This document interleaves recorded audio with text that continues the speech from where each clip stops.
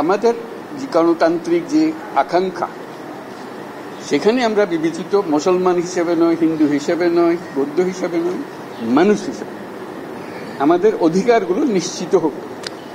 সমস্ত সমস্যার গোড়া হলো আমরা যত প্রাতিষ্ঠানিক আয়োজন এগুলো করেছি সবকিছু পচে গেছে। এই কারণে এই গোলমালগুলো হইতেছে। কাজে আমরা প্রাতিষ্ঠানিক আয়োজনগুলোকে ঠিক করতে হবে। যে ন্যায় বিচার হলে কে বিচার পাবেন আমাকে বলেন। আমি কি দেখতেছি এটা কোন ধর্মের কোন জাতের কি, এটা বলা আছে আইনে বলা আছে। আপনার বিচার এই সম্প্রদায় হলে ওইখানে ওই আদালতে যাবে, ওই সম্প্রদায় হলে ওই আদালতে। আইন একটা, কার সাধ্য আছে সেখানে বিরোধ করে যে এর রকম একটা ওর রকম একটা, এটা হতে পারে না। তো আমরা সেইখান থেকে এটা এমন রোগ মূলে যেতে হবে। আপনারা যদি বলেন যে আমাদেরকে এইভাবে সংখ্যালঘু হিসেবে ওইটা, এইটা হলো যে মূল সমস্যা থেকে আমরা দূরে সরে যাচ্ছি।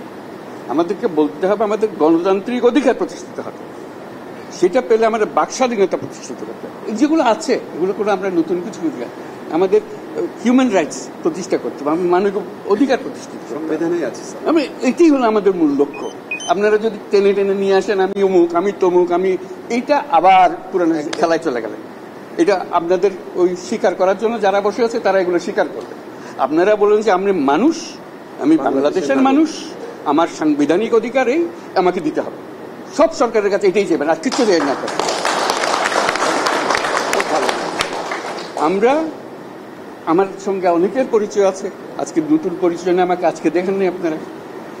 আমরা যখন শুরু করি আমাদের কাজ গ্রামীণ ব্যাংকের কাজ, আমরা গরিব মেয়েদের নিয়ে কাজ শুরু করেছি।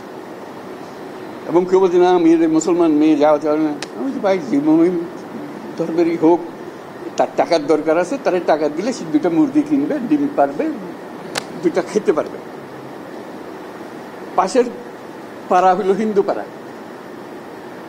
তো বলছে আপনি হিন্দু পাড়ায় যাবেন? মানে না, কেউ তো যায় না হিন্দু পাড়ায়, আপনি কেন যাবেন? বলছি কেন, আমি তো হিন্দু পাড়ার জন্য আসিনি, মুসলমান পাড়ার জন্য, গরিব মেয়ের জন্য এসছি।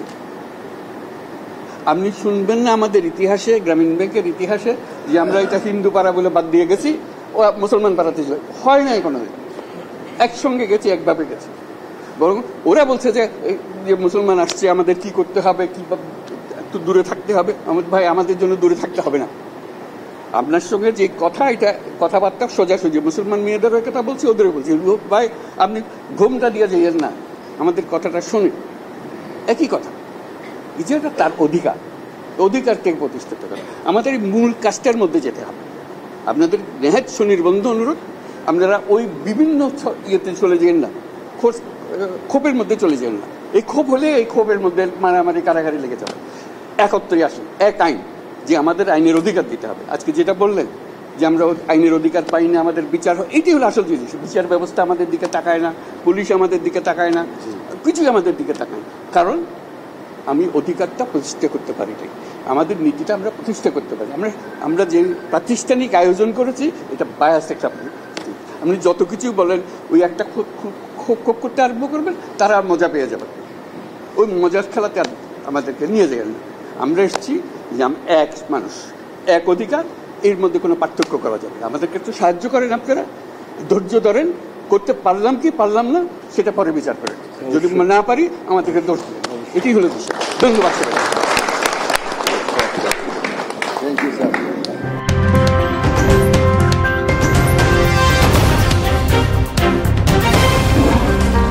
Voice of Tiger.